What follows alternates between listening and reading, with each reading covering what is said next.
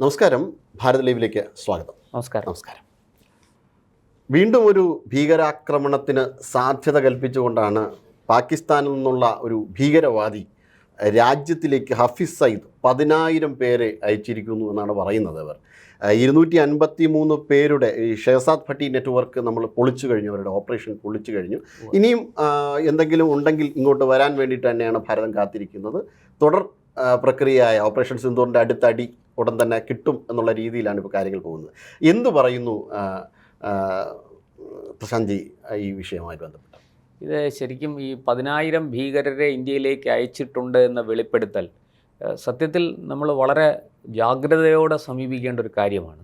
നമ്മുടെ ഇൻ്റലിജൻസ് ഏജൻസികൾ അടക്കം ഈ വിഷയത്തിൽ നമുക്ക് വളരെ നേരത്തെ തന്നെ ഇതിൻ്റെ ഏതാണ്ടൊരു കൃത്യമായ ധാരണ നമുക്കുണ്ട്. ഇതിപ്പോൾ ഈ വെളിപ്പെടുത്തൽ വന്നിരിക്കുന്ന, ആദ്യം ഞാൻ അതിനെക്കുറിച്ച് പറയാം, അതിനുശേഷമാണല്ലോ ഇതിൻ്റെ പ്രത്യാഘാതങ്ങളെക്കുറിച്ച് നമ്മൾ പറയേണ്ടത്. അതായത് ഹാഫീസ് സയ്യിദ് എന്ന കൊടും ഭീകരൻ 2008 നമ്മുടെ UN അടക്കം ആഗോള ഭീകരനായിട്ട് പ്രഖ്യാപിച്ചിരിക്കുന്ന ഹാഫീസ് സയ്യിദിനെ അറസ്റ്റ് ചെയ്ത് അമേരിക്കയ്ക്ക് കൈമാറണമെന്ന് അമേരിക്ക അടക്കം ആവശ്യപ്പെട്ടിട്ടുണ്ട്, UN ആവശ്യപ്പെട്ടിട്ടുണ്ട്. ഇപ്പോൾ ഇന്ത്യൻ ജമ്മു കാശ്മീരിലെ ഒരു കോടതി പഹൽഗാം ഭീകരാക്രമണവുമായി ബന്ധപ്പെട്ട് ഈ ഹാഫീസ് സയ്യിദിനെതിരെ ജാമ്യമില്ലാ അറസ്റ്റ് വാറണ്ട് പുറപ്പെടുവിച്ചിട്ടുണ്ട്. അങ്ങനെയൊക്കെയുള്ള ഈ ഒരു ആള് ഈ കൊടും ഭീകരനാണ്, ആഗോള ഭീകരനായിട്ട് പ്രഖ്യാപിച്ചിരിക്കുന്ന ആളാണ്.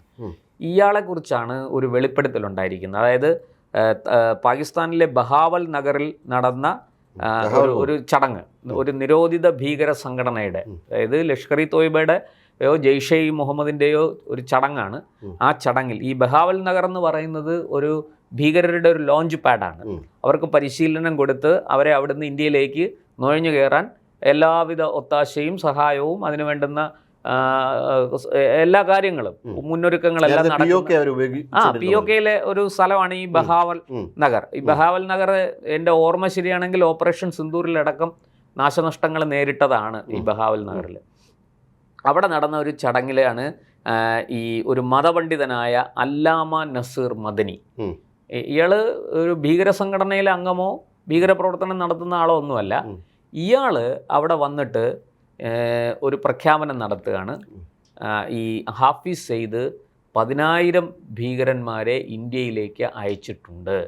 അപ്പോൾ ഇന്ത്യയെ കീഴടക്കാനും ഇന്ത്യയെ നശിപ്പിക്കാനും വേണ്ടിയിട്ട് ഇത്രയും ആൾക്കാരെ പരിശീലിപ്പിച്ചു. ഒന്ന് ആലോചിച്ച് നോക്കണം, 10,000-ഓളം ആൾക്കാരെ പരിശീലിപ്പിച്ച് ഇന്ത്യയിലേക്ക് കടത്തിവിട്ടിട്ടുണ്ട്. അങ്ങനെയുള്ള ഹാഫീസ് സയ്യിദിനെ അനുകൂലിച്ചുകൊണ്ടാണ് ഈ അല്ലാമ നസീർ മദനി വന്നിരിക്കുന്നത്. അതിൻ്റെ കാരണം എന്താണെന്ന് വെച്ചാൽ, ഈ ഹാഫീസ് സയ്യിദ് കുറേ നാളായിട്ട് വീട്ടുതടങ്കലിലാണ്. ഇയാളെ എവിടെയാണ് തടങ്കലിൽ പാർപ്പിച്ചിരിക്കണമെന്ന് ആർക്കും അറിയില്ല. എന്തായാലും ഇയാൾ നേരത്തെ താമസിച്ചുകൊണ്ടിരുന്ന വീട്ടിൽ അല്ല, പകരം വേറെ ഏതോ ഒരു സ്ഥലത്താണ്. ഇയാൾക്ക് നേരെ 2-3 തവണ അജ്ഞാതൻ്റെ ആക്രമണം ഉണ്ടായി എന്ന് പറയപ്പെടുന്നു. നമുക്ക് വ്യക്തമല്ല. ഇതൊക്കെ ഈ ഇൻ്റർനാഷണൽ മീഡിയ അടക്കം റിപ്പോർട്ട് ചെയ്യുമ്പോൾ, നമ്മുടെ റോയിട്ടേഴ്സ് അടക്കം റിപ്പോർട്ട് ചെയ്യുമ്പോൾ അതിൽ നിന്ന് നമുക്ക് കിട്ടുന്ന വിവരങ്ങളാണ്. അപ്പോൾ അങ്ങനെ മുമ്പ് ഈ ഏതാണ്ട് എൻ്റെ അറിവിൽ ഒരു 3 തവണയെങ്കിലും ഹാഫീസ് സയ്യിദിനെതിരെ ആക്രമണം നടന്നിട്ടുണ്ട്. മാത്രമല്ല, ഹാഫീസ് സയ്യിദിനെ വീട്ടുതടങ്കലിൽ പാർപ്പിച്ചിരുന്ന ആ വസതിക്ക് മുന്നിൽ വെച്ച് അജ്ഞാതൻ ഇയാളുടെ ഏറ്റവും അടുത്ത ഒരു അനുയായിയെ വെടിവെച്ച് കൊന്നിട്ടുമുണ്ട്. ഈ ഹാഫീസ് സയ്യിദിനും പരിക്കേറ്റു, വെടിവയ്പ്പിൽ പരിക്കേറ്റു എന്നൊരു വാർത്ത ഇടയ്ക്ക് പുറത്തു വന്നിരുന്നു. പക്ഷെ അതിനൊന്നും നമുക്ക് അങ്ങനെ സ്ഥിരീകരണം കൊടുക്കാൻ പറ്റുന്നില്ല. അപ്പോൾ ഇടയ്ക്ക് ഇങ്ങനെ പറയുമ്പോൾ ഇവർ പറയും ഹാഫീസ് സയ്യിദ് മരിച്ചു. അതൊക്കെ ഇവരുടെ ചില നമ്പറുകളാണ്. അതായത് ഹാഫീസ് സയ്യിദ് ഇപ്പോൾ ജീവിച്ചിരിപ്പില്ല എന്ന് വരുത്തി തീർക്കാൻ വേണ്ടി, ഇപ്പം പിടികിട്ടാ പുള്ളി സുകുമാരക്കുറുപ്പ് ഇപ്പോൾ ജീവിച്ചിരിപ്പില്ല എന്ന് ബോധ്യപ്പെട്ട സർക്കാർ അന്വേഷണം നിർത്തി വെക്കുമല്ലോ. പിന്നെ മരിച്ചുപോയ ഒരാളെ കുറിച്ച് ഇനി എന്ത് അന്വേഷിക്കാൻ, അല്ലേ? അങ്ങനെ ഒരു നറേറ്റീവ് അതിനകത്തുണ്ട്. അപ്പോൾ ഈ ഹാഫീസ് സയ്യിദും അതുപോലെ കൊല്ലപ്പെട്ടു എന്നൊക്കെയുള്ള കിംവദന്തികൾ ഇങ്ങനെ പ്രചരിച്ചിരുന്നു. എന്തായാലും അതൊക്കെ പോട്ടെ, നമുക്കതൊക്കെ തള്ളിക്കളയാം. അപ്പോൾ ഈ ഹാഫീസ് സയ്യിദിനെ അമേരിക്കയുടെ ശക്തമായ സമ്മർദ്ദം കൊണ്ട് പാക് പട്ടാളവും പാക് സൈന്യവും ചേർന്ന് ഇയാളെ അറസ്റ്റ് ചെയ്ത് എവിടെയോ ഒരു വീട്ടുതടങ്കലിൽ പാർപ്പിച്ചിരിക്കുകയാണ്. വീട്ടുതടങ്കൽ എന്ന് പറഞ്ഞാൽ അയാൾ അവിടെ സുഖസൗകര്യങ്ങളോടുകൂടി പാക് പട്ടാളത്തിൻ്റെ സംരക്ഷണയിൽ കഴിയുന്നു. അല്ലാതെ അയാൾ വീട്ടുതടങ്കലിലൊന്നുമല്ല. അയാൾക്ക് സ്വതന്ത്രമായിട്ട് എന്തും ചെയ്യാനുള്ള സാഹചര്യമുണ്ട്, സ്വാതന്ത്ര്യമുണ്ട്. പക്ഷേ അയാൾ പാക് പട്ടാളത്തിൻ്റെ സുരക്ഷയിലാണ്. കാരണം ഈ അജ്ഞാതൻ്റെ ആക്രമണം ഉണ്ടാകാതിരിക്കാൻ വേണ്ടി അതിന് പേര് വീട്ടുതടങ്കൽ. ഇതാണ് വാസ്തവം. അപ്പോൾ ഇയാൾ കഴിഞ്ഞ കുറേ നാളുകളായിട്ട് കീഴിലാണ് കഴിയുന്നത്. അതെ, പട്ടാളത്തിൻ്റെ എസ്കോർട്ടിൽ. അപ്പോൾ ഇയാൾ കഴിഞ്ഞ കുറേ നാളുകളായിട്ട് ഇയാൾ പൊതുരംഗത്ത് വരുന്നില്ല. ഇയാൾ പൊതുരംഗത്ത് വരാത്തത് കൊണ്ട് തന്നെ ഇയാൾക്ക് വലിയ സ്വാധീനമുണ്ട് ചെറുപ്പക്കാരെ ഈ ഭീകരപ്രവർത്തനത്തിലേക്ക് ആകർഷിക്കാൻ. ഇയാളുടെ വാക്കുകൾ, ഇയാളുടെ പ്രസംഗം, ഇയാളുടെ പ്രവൃത്തിയൊക്കെ വലിയ രീതിയിൽ ചെറുപ്പക്കാരെ ആവേശം കൊള്ളിക്കുന്നതാണ്. അപ്പോൾ ഇയാൾക്ക് ഇപ്പോൾ പൊതുരംഗത്ത് വന്ന് പഴയതുപോലെ പ്രവർത്തിക്കാൻ പറ്റുന്നില്ല. അങ്ങനെ ഒരു ചെറിയ പ്രശ്നം ഇതിനകത്തുണ്ട്. അപ്പോൾ ഈ അല്ലാമ നസീർ മദനി എന്ന് പറഞ്ഞ മതപണ്ഡിതൻ രംഗത്ത് വന്നിരിക്കുന്നത് പാക് സർക്കാർ മനസ്സിലാക്കണം, ഈ ഹാഫിസ് സയ്യിദ് വലിയ ത്യാഗം ചെയ്ത ആളാണ്. എന്ത് ത്യാഗം? കാശ്മീർ പിടിച്ചെടുക്കാൻ വേണ്ടി, ഇന്ത്യയെ നശിപ്പിക്കാൻ വേണ്ടിയിട്ട് 10,000 ഭീകരന്മാരെ പരിശീലിപ്പിച്ച് ഇന്ത്യയിലേക്ക് വിട്ടയാളാണ്. അതുകൊണ്ട് പാക് സർക്കാർ അയാളോട് നീതി കാണിക്കണം എന്നാണ് ഈ അല്ലാമ നസീർ മദനിയുടെ വെളിപ്പെടുത്തൽ. 2005 ലഷ്കർ ഇ തോയ്ബയെ UN നിരോധിത സംഘടനയായിട്ട് പ്രഖ്യാപിച്ചു. അമേരിക്ക അടക്കമുള്ള രാജ്യങ്ങൾ അവരെ നിരോധിച്ചിട്ടുണ്ട്. ഇതിന് മുമ്പ്, അതായത് ഇന്ത്യയിൽ 2001 പാർലമെൻറ്റ് ആക്രമണത്തിന്, അതിനു മുമ്പ് നമ്മുടെ വിമാനം തട്ടിക്കൊണ്ടുപോയ സംഭവം, കാഠ്മണ്ഡുവിൽ നിന്ന് വിമാനം തട്ടിക്കൊണ്ടുപോയി ഖാണ്ടാഹാറിൽ ഇറക്കി വിലപേശി ഈ മസൂദ് അസറിനെ വിടുവിച്ചു കൊണ്ടുപോയത്, മോചിപ്പിച്ചു കൊണ്ടുപോയത്, ഇതൊക്കെ നമ്മൾ ഇതുമായി ബന്ധപ്പെട്ട് ലഷ്കർ ഇ തോയ്ബയുമായി ബന്ധപ്പെട്ട് നടന്ന കാര്യങ്ങളാണ്. ഇപ്പോൾ ലഷ്കർ ഇ തോയ്ബയും ജെയ്ഷെ മുഹമ്മദ് എന്ന് പറയുന്ന ഈ 2 സംഘടനകളുടെയും ജീവാത്മാവും പരമാത്മാവും ഇയാളാണ്. ഈ ഹാഫിസ് സയ്യിദ് എന്ന കൊടും ഭീകരനാണ്. അയാൾക്ക് വേണ്ടിയിട്ടാണ് ഈ വക്കാലത്തുമായിട്ട് വന്നിരിക്കുന്നത്. ഈ വക്കാലത്തിൻ്റെ ഉദ്ദേശം നമുക്ക് മനസ്സിലായി. ഇനി ഇപ്പുറത്ത് 10,000 ഭീകരന്മാർ ഇന്ത്യയിലേക്ക് വിവിധ കാലങ്ങളിലായിട്ട് നുഴഞ്ഞു കയറിയിട്ടുണ്ടെന്നാണ്. ഇപ്പം താങ്കൾ ചോദ്യത്തിൽ പറഞ്ഞല്ലോ 253 പേരെ ഇപ്പോൾ പിടികൂടിയ ഒരു കാര്യം പറഞ്ഞു. ശരിയാണ്. കഴിഞ്ഞ നമ്മുടെ ഓഗസ്റ്റ് 12-ാം തീയതി, അതായത് ഓഗസ്റ്റ് 15-ന് ചെങ്കോട്ടയടക്കം ഭസ്മമാക്കണമെന്ന് പറഞ്ഞ് വന്ന ആൾക്കാരാണ്. അതിനുവേണ്ടി തയ്യാറെടുത്ത് വിവിധ തരത്തിലുള്ള പ്ലോട്ടുകൾ ഉണ്ടാക്കി രാജ്യത്തിൻ്റെ വിവിധ ഭാഗങ്ങളിൽ വലിയ സ്ഫോടനങ്ങൾ ആസൂത്രണം ചെയ്ത ആൾക്കാരാണ്. 253 പേരെ പല സ്ഥലങ്ങളിലായിട്ട് പൊക്കി. അതിൽ ആഗസ്റ്റ് 12-നാണ് ഏറ്റവും ഒടുവിലത്തെ അറസ്റ്റൊക്കെ നടന്നിരിക്കുന്നത്.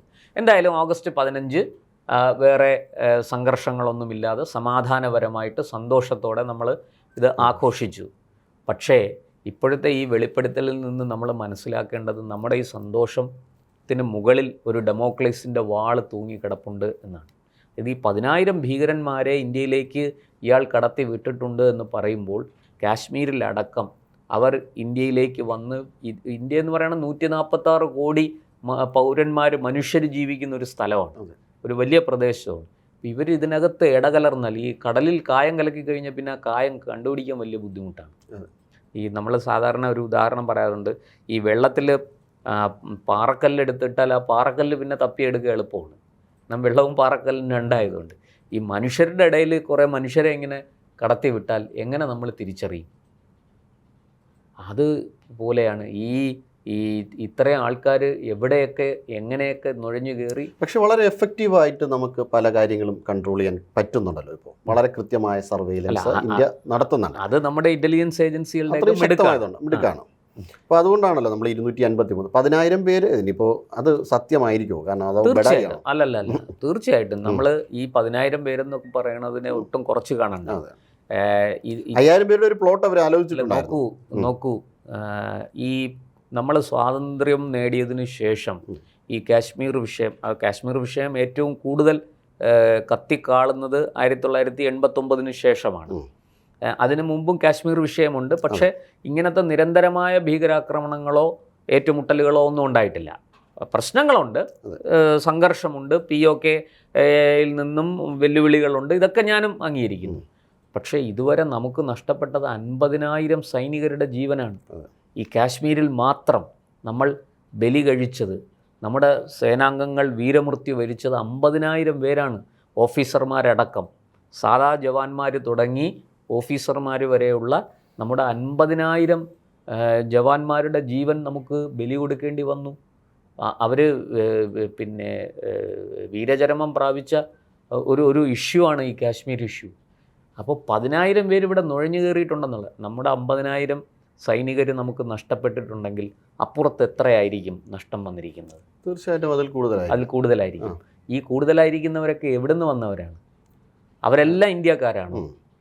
അല്ല, ഈ പാകിസ്ഥാൻ അവിടെ ഈ പട്ടാളക്കാരുമായിട്ടുള്ള ഏറ്റുമുട്ടലിൽ വധിക്കപ്പെട്ടിരിക്കുന്ന ഭീകരന്മാർ.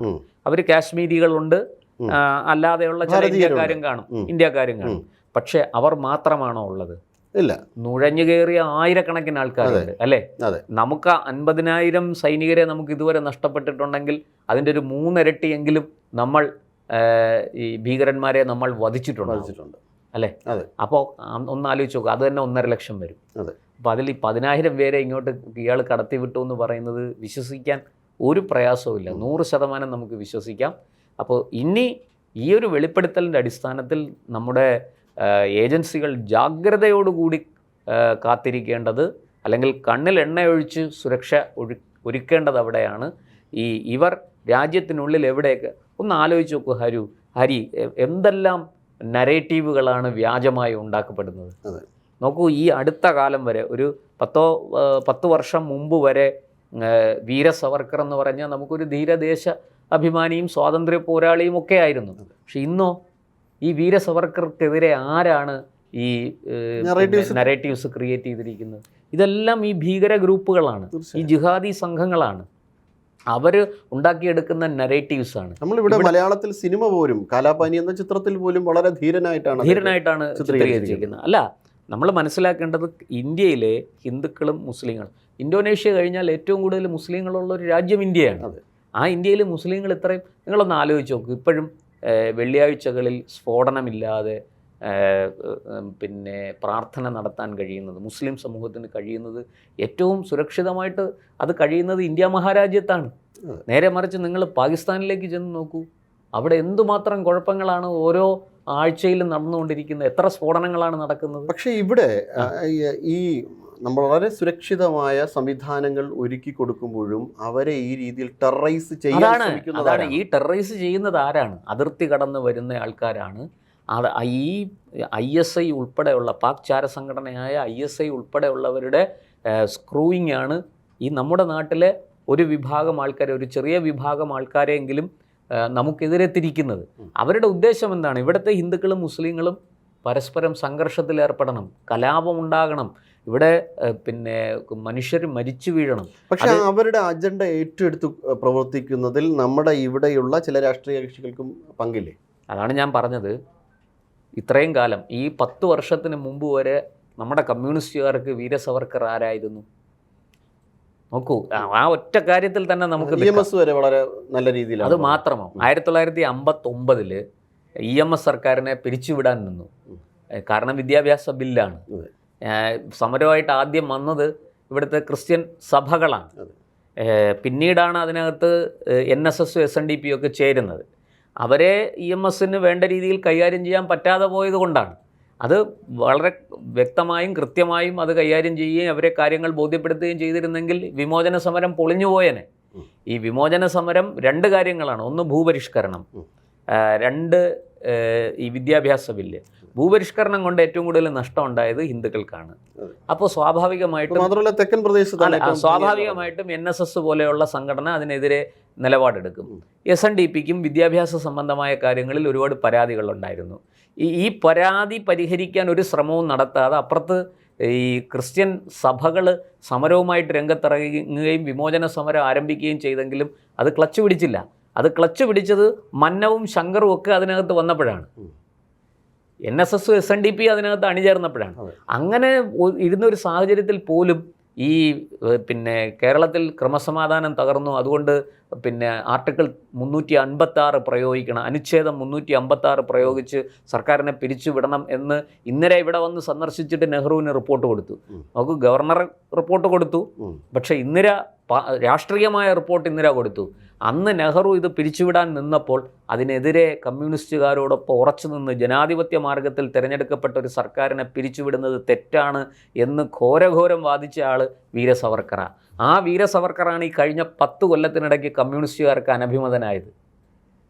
നോക്കൂ, ഇവരെത്ര പിതൃശൂന്യമായ പ്രവൃത്തിയാണ് ഇവർ ചെയ്യുന്നതെന്ന് നോക്കൂ അല്ലേ. ഒരു കാലത്ത് 1950 EMS ജീവിച്ചിരുന്നെങ്കിൽ ഈ നന്ദികേട് ഇവർ ചെയ്യുമോ? EK നയനാർ ജീവിച്ചിരുന്നെങ്കിൽ ഈ നന്ദികേട് ഇവർ ചെയ്യുമോ? ഇല്ല. അപ്പോൾ ഈ പുതിയ തലമുറയ്ക്ക് റഹീമിനെയൊക്കെ പോലെയുള്ള വിവരദോഷികളെന്ന് തന്നെ പറയണം. ഇവർക്കൊന്നും യാതൊരു ഗ്രാഹ്യവും ഇതിനെക്കുറിച്ചില്ല. ചരിത്രബോധമില്ല. വളരെ ശരിയാണ് നിങ്ങൾ പറഞ്ഞത്, ചരിത്രബോധമില്ല. അങ്ങനെയുള്ള കൂട്ടർ അല്ല, ഈ നറേറ്റീവിലേക്ക് ഇവർ ചെന്ന് വീഴുകയും ആ നറേറ്റീവിലെ വിഷയത്തിൽ നിന്ന് മാറിപ്പോകും. അതെ, അല്ല, ഇത്തരത്തിൽ ഈ ഭീകരവാദികളെ തീർച്ചയായിട്ടും വളർത്തിയെടുക്കുന്നതിൽ വലിയ പങ്ക്. അപ്പോൾ 10,000 പേരെ ഇവിടേക്ക് അയച്ചിട്ടുണ്ടെങ്കിൽ അതിനെ 20,000 30,000 ആക്കി കൊടുക്കാനുള്ള സംവിധാനം ഇവിടെ ഉണ്ട്, ആൾക്കാരുണ്ട് ഇവിടെ. അത് ഈ 10,000-ൽ നിന്ന് ഇരട്ടിക്കിരട്ടി ആൾക്കാരെ ഇവിടെ ഉണ്ടാക്കിയെടുക്കുന്ന പ്രക്രിയ വളരെ ഇതിൽ നടന്നുകൊണ്ടിരിക്കുകയാണ്. നമ്മളുടെ ഇവിടുത്തെ പൗരത്വം വളരെ കൃത്യമായ രീതിയിൽ, അതുകൊണ്ടാണ് SIR-ന് പ്രസക്തിയുള്ളത്. ഇത് നമ്മൾ കേവലം പാകിസ്ഥാനിൽ നിന്ന് മാത്രമാണെന്ന് കരുതരുത്. ബംഗ്ലാദേശും നമുക്കൊരു ത്രെട്ടാണ്, വലിയ ത്രെട്ടാണ്. കാരണം കഴിഞ്ഞ കാലങ്ങളിൽ ഈ നമ്മുടെ രണ്ട് വശത്ത് നിന്ന് നമ്മളെ ഉപദ്രവിച്ചു കൊണ്ടിരിക്കുന്ന, നമുക്ക് നിരന്തരം തലവേദന സൃഷ്ടിക്കുന്ന രണ്ട് രാജ്യങ്ങളാണ്. ഇരിക്കട്ടെ, നമുക്ക് ഇത് ചർച്ച സമാപിപ്പിക്കേണ്ട സമയമാകും. അപ്പോൾ നമ്മുടെ ഏജൻസികൾ ഈ കാര്യത്തിൽ അതീവ ജാഗ്രതയോടുകൂടി മുന്നോട്ട് പോകണം. ഈ വെളിപ്പെടുത്തൽ നിസ്സാരമല്ല, ഇത് വലിയ ഒരു ആപത്ത് നമ്മളെ കാത്തിരിക്കുന്നു എന്നുള്ളതിൻ്റെ തെളിവാണ്. ഈ ഹഫീസ് സയ്യിദിനെ വീണ്ടും മുഖ്യധാരയിലേക്ക് കൊണ്ടുവരാനുള്ള ഒരു പരിശ്രമം അവിടുത്തെ വലിയ മതപണ്ഡിതന്മാർ ചേർന്ന് തന്നെ നടത്തുന്നു എന്നുള്ള ഇൻ്റലിജൻസ് റിപ്പോർട്ടുണ്ട്. അപ്പോൾ നമുക്കറിയാം, പാകിസ്ഥാൻ എന്ന് പറയുന്ന ഒരു മതരാഷ്ട്രത്തിൽ പട്ടാളത്തിനും മതത്തിനുമാണ് പ്രാധാന്യം. അവിടെ ജനാധിപത്യത്തിനും രാഷ്ട്രീയ പാർട്ടികൾക്കുമല്ല. അതുകൊണ്ടാണല്ലോ ഒരു രാഷ്ട്രീയ നേതാവ് ജയിലിൽ കിടന്ന് നരയിക്കുന്നത്, ഇമ്രാൻഖാൻ. നമ്മൾ കഴിഞ്ഞ ദിവസം അദ്ദേഹത്തെക്കുറിച്ചുള്ള വീഡിയോ ചെയ്തിരുന്നത്. അപ്പോൾ അങ്ങനെയുള്ള ഒരു വെളിപ്പെടുത്തൽ, അത് നമ്മൾ വളരെ ജാഗ്രതയോടെ ഇന്ത്യ ഗവൺമെൻറ്റും നമ്മുടെ ദേശീയ സുരക്ഷാ ഉപദേഷ്ടാവ് അജിത് ഡോവലിൻ്റെ നേതൃത്വത്തിലുള്ള ദേശീയ സുരക്ഷാ സമിതിയും ഒക്കെ ഈ കാര്യം വളരെ ഗൗരവത്തിൽ സമീപിക്കേണ്ടതാണ്. വിശിഷ്യ ഈ കൊച്ചു കേരളമാണിപ്പോൾ അവരുടെ ഒരു ടെസ്റ്റിംഗ് ലബോറട്ടറി. ഇവിടെയാണ് അവർ ഇത്തരത്തിലുള്ള എല്ലാ നരേറ്റീവുകളും പരീക്ഷിച്ച് വിജയിക്കുന്നത്. അപ്പോൾ ഈ കൊച്ചു കേരളത്തിൽ നമ്മുടെ ഗവൺമെൻറ്, അതുപോലെ തന്നെ നമ്മുടെ പോലീസ് സംവിധാനം, അതിൻ്റെ സ്പെഷ്യൽ ബ്രാഞ്ചൊക്കെ ഈ കാര്യത്തിൽ വലിയ ജാഗ്രത പുലർത്തേണ്ടതാണ്. ഒരു കാരണവശാലും ഒരു തരത്തിലുള്ള വിഘടനവാദത്തിനും നമ്മൾ അവസരം കൊടുക്കരുത്. കൊടുത്താൽ നമ്മൾ വലിയ വില കൊടുക്കേണ്ടി വരും. അക്കാര്യം നമ്മുടെ സർക്കാരുകളും നമ്മുടെ നാട്ടിലെ ജനങ്ങളും മറക്കാതിരിക്കട്ടെ. തീർച്ചയായും. നമസ്കാരം.